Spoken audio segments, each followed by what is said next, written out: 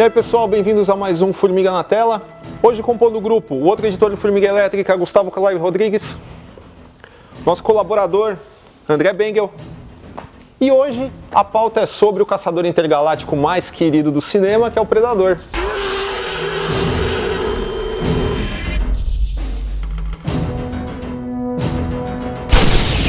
Nesse programa a gente vai falar sobre todos os filmes da franquia Predador, tirando Aliens vs Predador, que a gente já falou no podcast sobre crossovers, que você acha o link aqui na descrição do vídeo.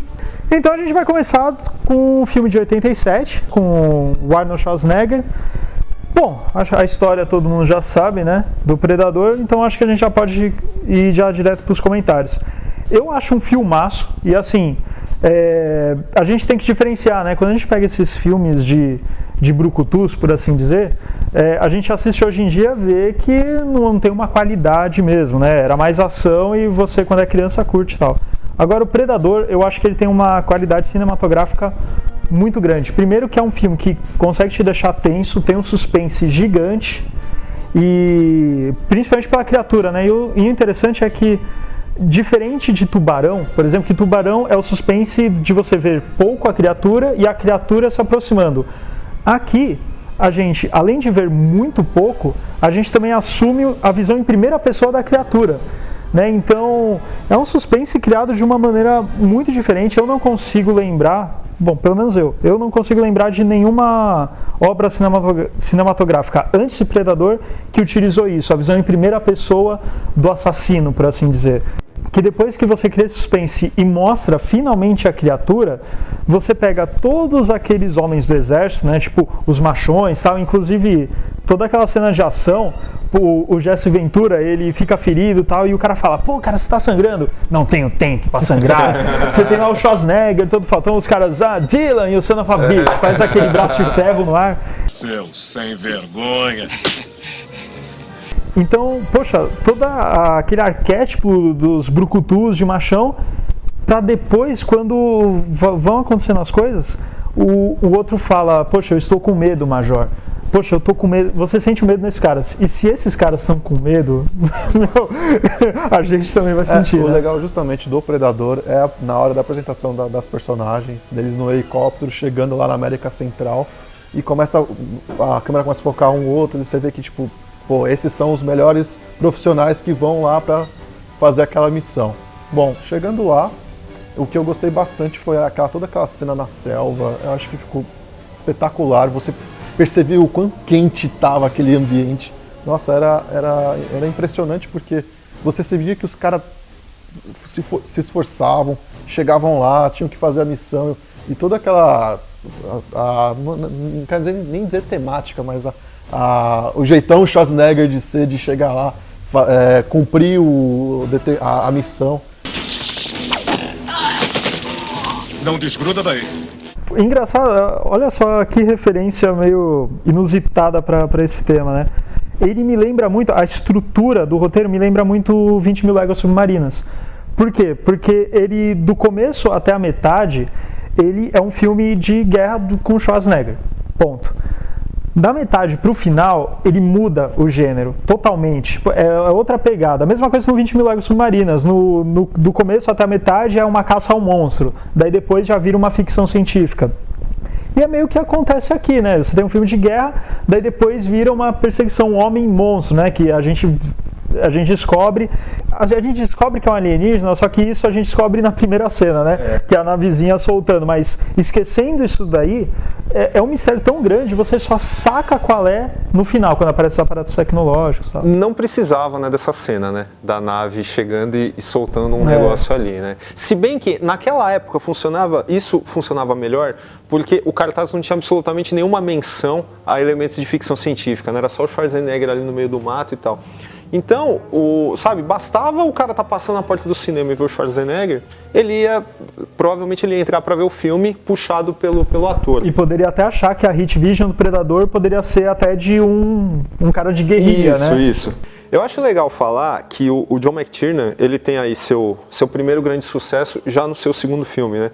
Um ano antes de estourar com Duro de Matar, né? Que realmente é outro puta filme.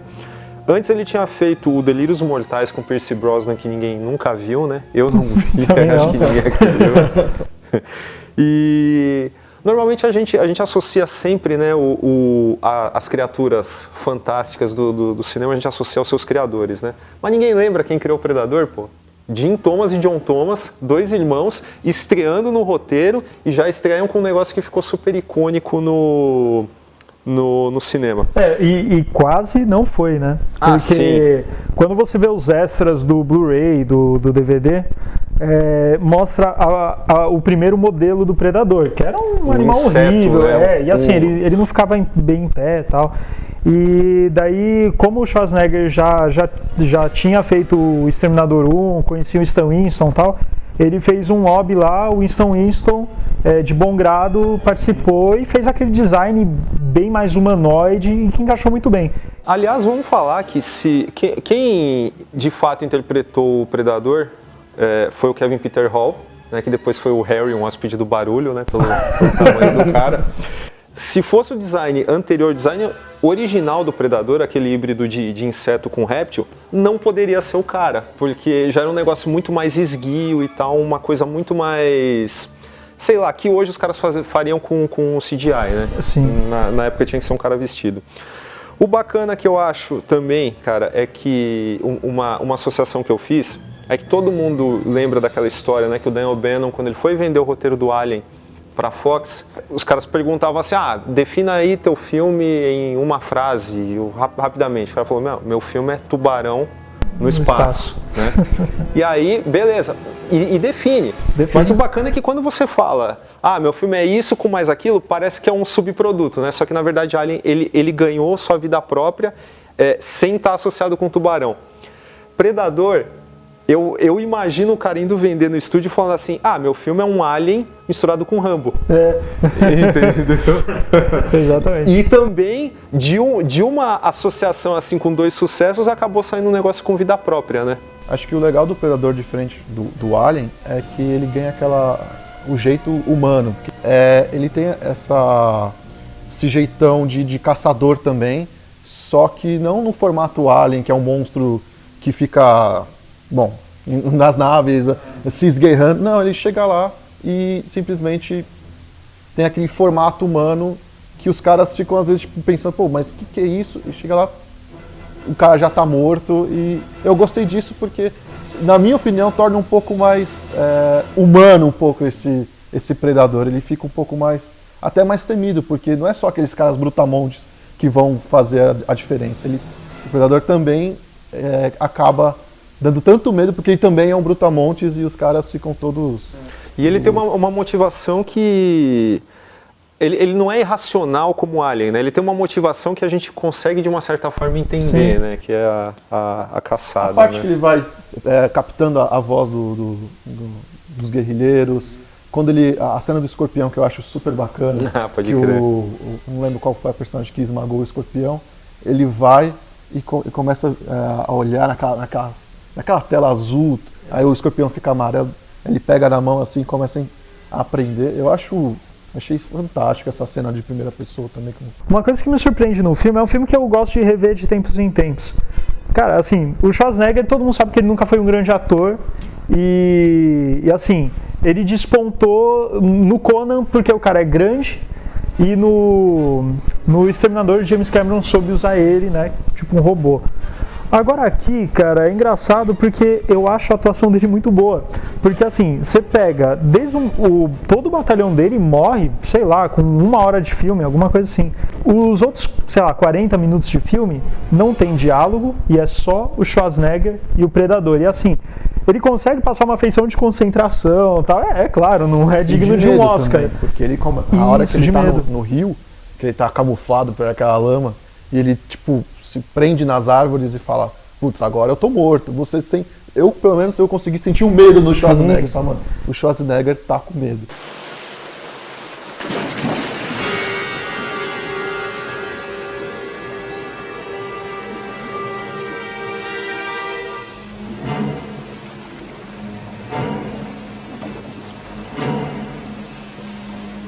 Um filme sem diálogo é complicado. E ainda de ação, onde o herói ele não tá sendo herói, não tá sendo o cara, tipo Schwarzenegger. O Schwarzenegger, o comando para matar, ele vai na frente de todo mundo. E aqui não, aqui ele tá fugindo e tal. E assim, o negócio conseguiu te prender durante 40 minutos, com o Schwarzenegger enfrentando um bicho invisível numa cena muito escura.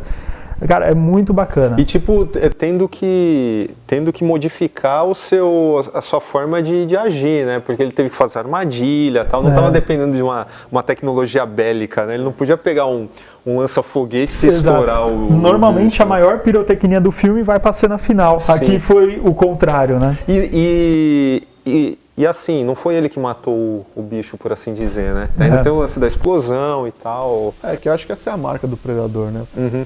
Tirando o Predadores, que as personagens conseguem matar o Predador, o que eu achei um pouco chato, na minha opinião, do filme, eu acho que no Predador, tanto no 1 como no 2, o legal é a marca dele, que eles estão feridos, eles sabem que eles vão morrer, só que eles vão se explodir tudo e tudo vai acabar. Eu acho que essa foi uma das marcas, assim, a marca registrada, a assinatura do Predador, que eu mais gostei.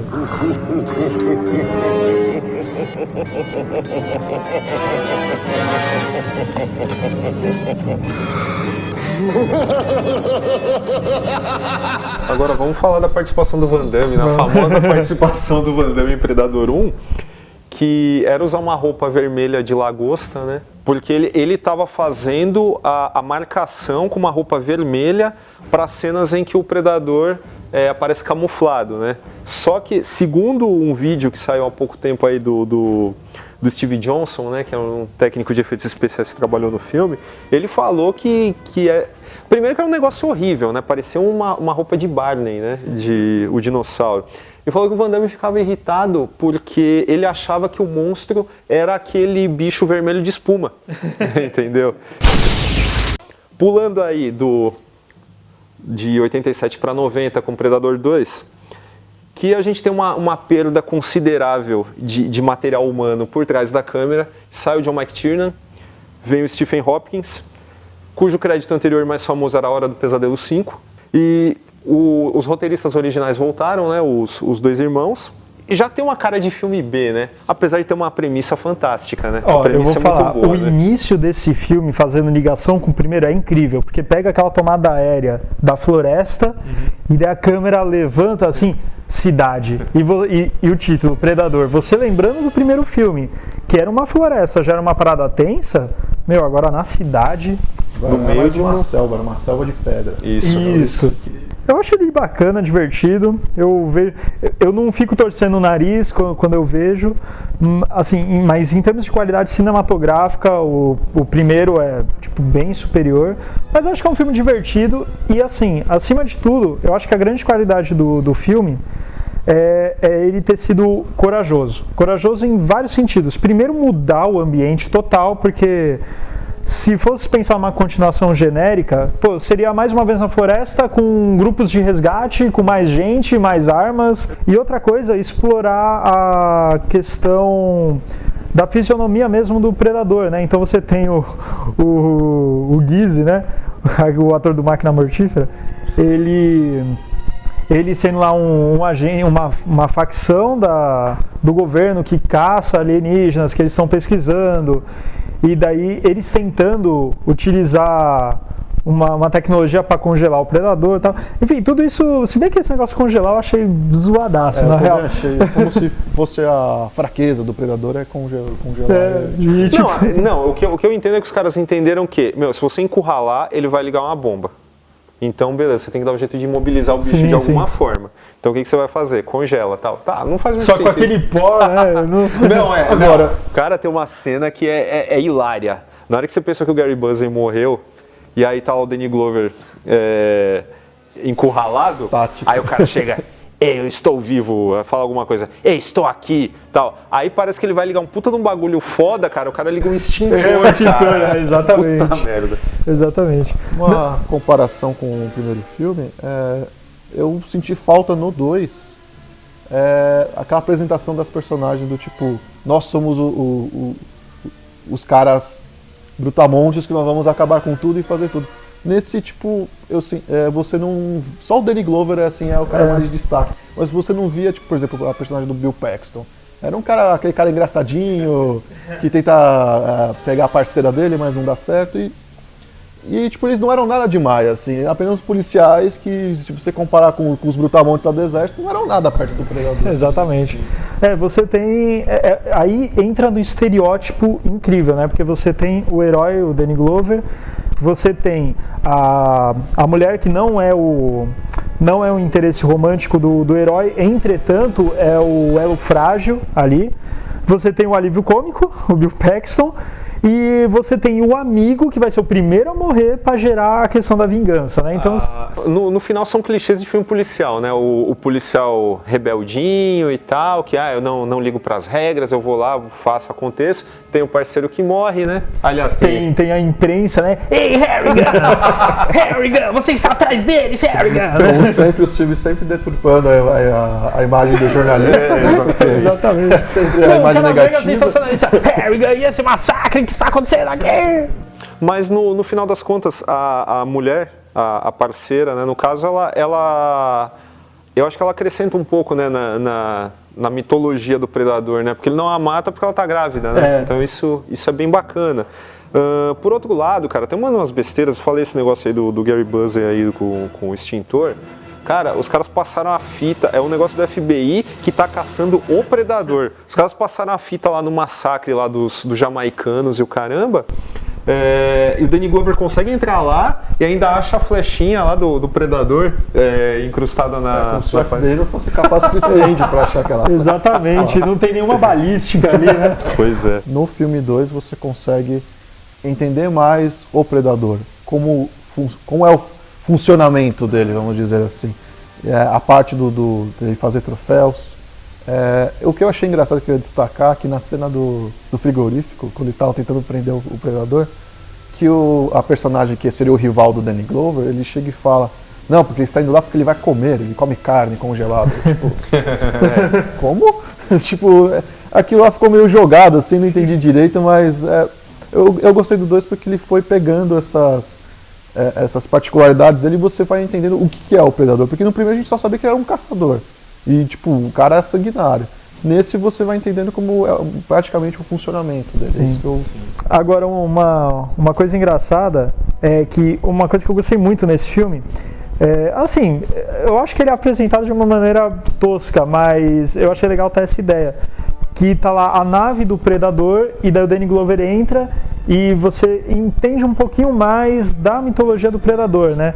Daí a gente até comentou no próprio podcast de Crossovers, onde tem um mural ali com crânios de várias espécies, tipo, que não são da Terra, tal. Daí tem lá até o crânio de Alien, né, que a gente falou, tal.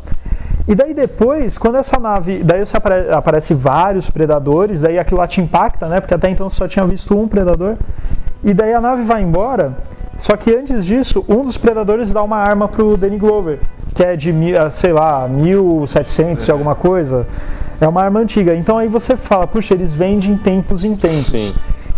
Essa cena ela abre uma possibilidade de história, você pode fazer em quadrinhos, em games e tal, muito bacana, que até gerou um curta muito legal que a gente vai citar depois. Mas isso eu acho muito legal, então mostrar que, uma hora eles vão voltar. Já abre possibilidade, não só dessa continuação em si, Predador 2, já mostra, não é uma coisa muito forçada, tipo, eles vêm e voltam. Sim. E também dá possibilidade para outras continuações e prequels, né? Por mais que não tenha sido explorado, eu acho que foi uma saída criativa e que enriqueceu muito a mitologia do Predador.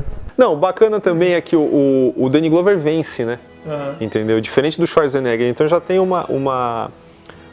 Tudo bem, o Schwarzenegger estava vivo e tal, mas a bomba explodiu. O Danny Glover deu um jeito da bomba não explodir, né? Isso... Corta a mão. E ainda ele ganhou um troféu no final, né? Isso é bem bacana. Agora, tem uma cena que é completamente desnecessária do Predador bancando o Thor no alto do prédio, que ele levanta assim, aí cai um... É verdade, essa cena não faz sentido. Como tem várias. É um filme que assim, você pega a parte, se você falar, deixa eu editar, eu tiro as palhaçadas e deixo as partes boas, dá um filme de 40 minutos, né? Mas é divertido.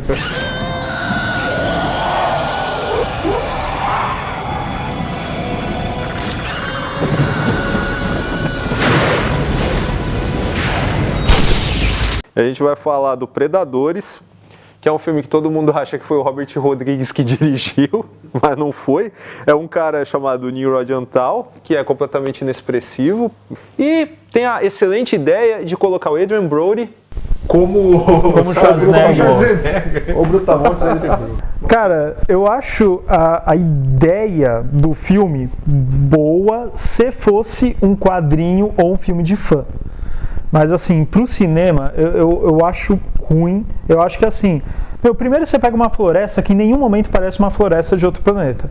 Segundo, tá lá o cara que faz o médico, não lembro o nome do ator. Grace? Isso, o Topper Grace. E dele chega, olha uma planta, essa é a Lactinius, não sei o que lá.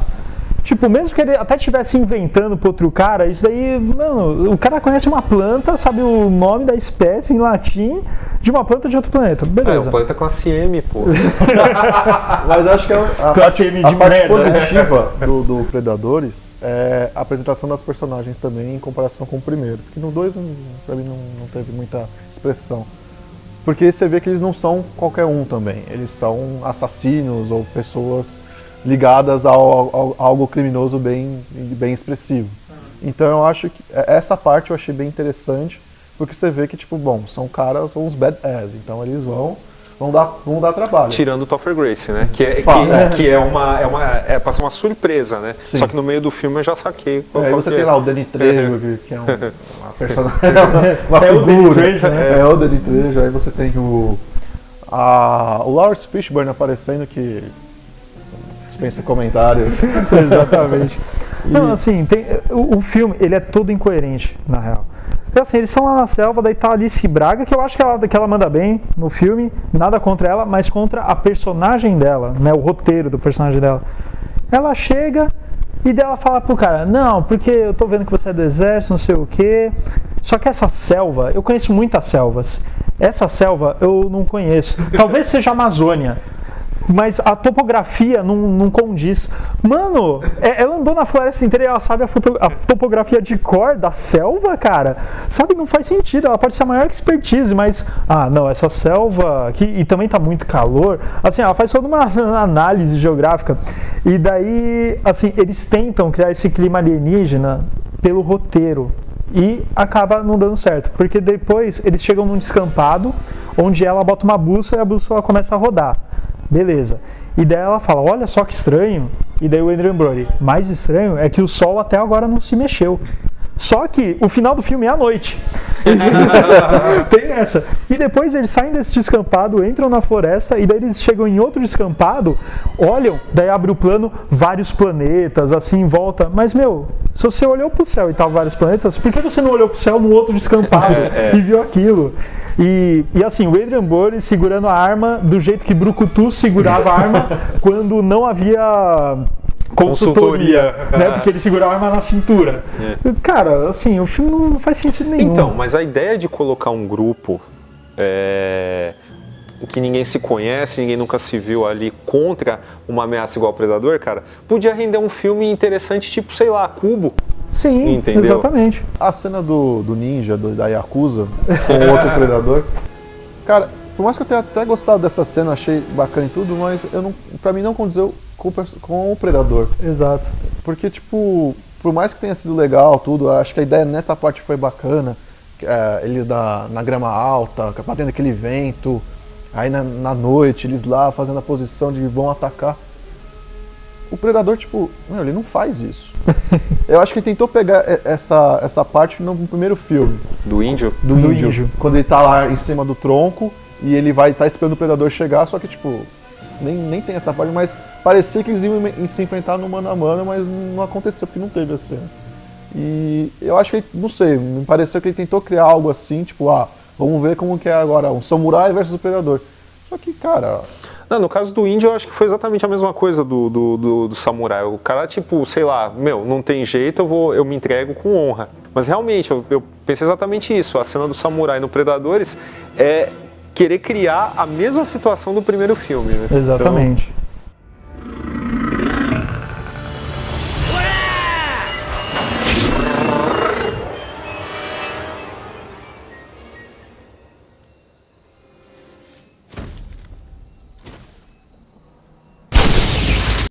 depois a gente tem algo que foi aproveitado pelo gancho do Predador 2, que é o curta Dark Ages, né? Então, 2015, né, esse ano. exato. Então você pega toda essa ideia que foi apresentada no Predador 2, que eles vêm em várias épocas e tal, e você aproveita. Como é que seria o Predador na época medieval? E assim, essa premissa é muito bacana mesmo. E assim, o curta é muito bem produzido também. Você percebe que é uma coisa de baixo orçamento, mas não pela tosqueira, né? Sim. Mas sim pela simplicidade e tal. E encaixa. A única coisa que eu não gosto, não pelo curta, mas sim como espectador, é que se o título fosse só Dark Ages e não tivesse Predador, e não tivesse o título Predador, e eu fosse surpreendido, tipo, aquela besta, aquele demônio, ser o Predador no final, aí eu ia falar, meu, que curta genial. Mas como já aparece no título, você já espera. Não tinha como, né? Não tinha como. Mas assim, se não fosse, eu acho que seria uma surpresa tão agradável. E realmente, o cara, ele escreveu o roteiro, dirigiu aí, fez um treco que parece, sei lá, o cara tá procurando emprego, né? Porque ninguém vai fazer um bagulho tão bem feito assim, investir uma grana, porque o Predador tá igual do cinema, cara, não deve nada. A armadura dele tava um pouco... sim. Mas você pega o bicho em si, tava muito fiel até o primeiro, né? Realmente, puta ideia. E eu não duvidaria, cara, que isso aí tem grana de produtor por trás. Como eu achava que tinha grana de produtor por trás no Batman Dead End, Sim. né, que na época a franquia do Batman estava jogada no cinema, aí os caras fazem um fanfilme que bomba na internet e todo mundo fala, nossa, filme do Batman e tal. Não duvido que isso seja também uma jogada para, sei lá, para levantar o nome da marca novamente para os caras investirem, né? E falando em investir novamente nessa marca, cara, a gente tem que falar aí o que vem pro futuro, né, do Predador, né, no cinema. Já falaram do Shane Black, né, revitalizando aí a franquia. Primeiro falaram que era reboot, aí depois falaram que não era mais reboot, que ia ser sequência e tal. Só que primeiro, né, por sinal o Shane Black é ator no primeiro filme. Ele é o cara com aquele óculos lá. É o Hawkins. É o que fica fazendo piada. As piadinhas. Que sexo grande, mas que sexo grande. Você não entendeu? A gente tá fazendo eco. Outro dia, eu estava com a minha namorada e disse pra ela, puxa, mas que sexo grande. Mas que sexo grande. E ela, por que você disse isso 2 vezes? E eu disse...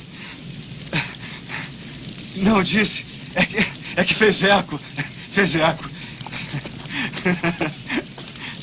Agora, me preocupa o parceiro do Shane Black nessa produção, que é o Fred Dekker, que é um cara que é conhecido pelo Robocop 3 e deu a louca nos monstros, cara. Então, e aí vai ter mais uma luta com samurais de robôs, né? E aí você vê o que o Shane Black fez em Homem de Ferro 3, você já fala, putz.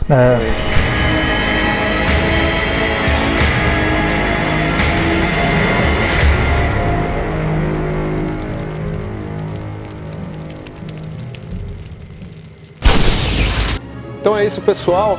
Esse foi o nosso programa sobre a franquia Predador. Se você gostou, dá um joinha aí no vídeo, se inscreva no canal, comente, compartilhe. Procura a gente no Facebook, no Twitter, no Google+, no Instagram.